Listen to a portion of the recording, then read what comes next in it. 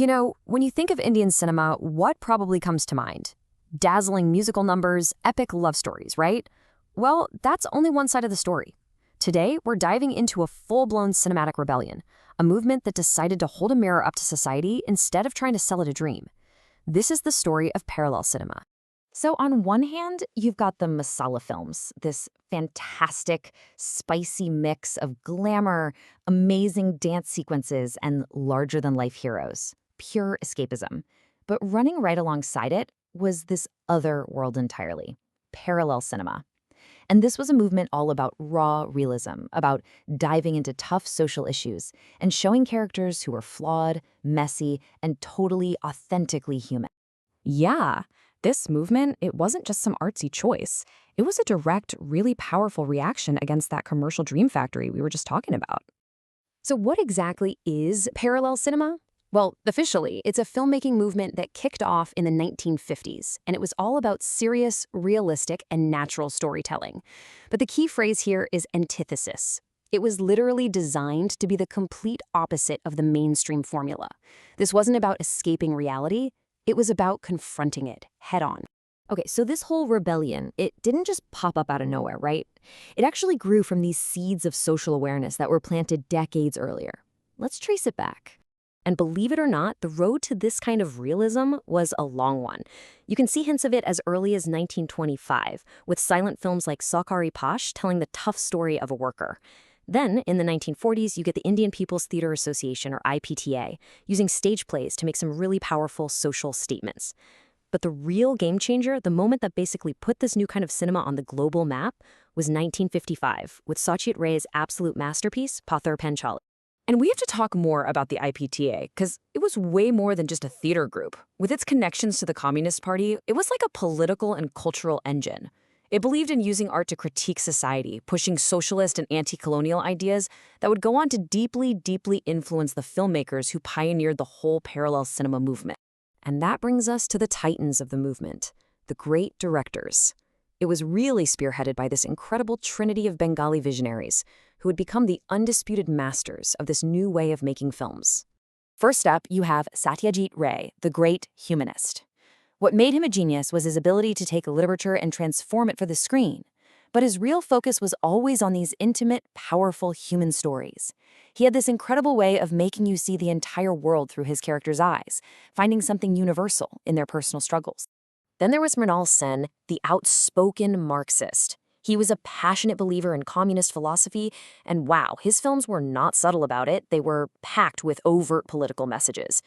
He often used the city of Kolkata almost like a character itself, really digging into the harsh realities of urban life. And rounding out the trinity, Ritwik Ghatak, the uncompromising realist. This guy was a theorist and a filmmaker, known for his incredibly meticulous, detailed portrayals of social reality. He was completely, 100% outside the commercial film world, just purely dedicated to his art and his vision.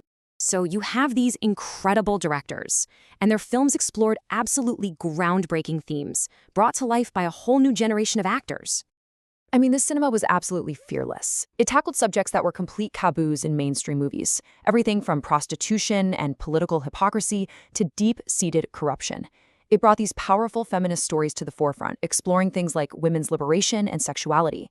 And it wasn't afraid to get dark, to look at the psychological toll of poverty, of migration, and that lonely existential struggle of one person against a giant, unforgiving system. And who were the faces bringing these stories to life? A totally new breed of actors, thespians really, who chose authenticity over glamour. Performers like Shabana Azmi, Om Puri, Nasiruddin Shah, and Smita Patil, they gave these raw, incredibly natural performances that became the very soul of parallel cinema. Let's look at a really powerful example to see what we mean. In the 1983 film Arj Satya, which means half-truth, Om Puri plays this young, idealistic police officer who gets slowly, painfully crushed by the corrupt system he's part of. Just think, while mainstream movies that year were all about action heroes, this film was giving audiences this horrifying look at police corruption and the deep existential dread of a man completely trapped. And there's this one line from the film that just hits you right in the gut. It perfectly captures that core theme of hopelessness. It's this idea that, maybe one person can't change the system from within. The labyrinth, the maze itself remains, even if one person finds a way out. So, what happened to this incredible movement? Where did it go? Let's take a look at the challenges it faced, its lasting influence, and how you can still hear its echo in Indian cinema today. Well, the biggest challenge was the audience. Here's the central irony, really. Despite winning all sorts of awards and getting rave reviews, these films really struggled at the box office. They were often watched by students and intellectual elites, not by the working class people whose lives they were so powerfully depicting. But its spirit? Oh, it never died, not by a long shot. Its legacy is alive and well in so many modern films that manage to blend that same social commentary with mainstream appeal. I mean, you see it in films like Peeply Live, which takes a satirical look at rural poverty, or Lipstick Under My Burqa with its fearless take on female desire. They all carry that parallel cinema DNA. And honestly, this is the movement's real triumph. It didn't overthrow mainstream cinema, but it absolutely changed it forever. It proved that audiences were hungry for more than just escapism.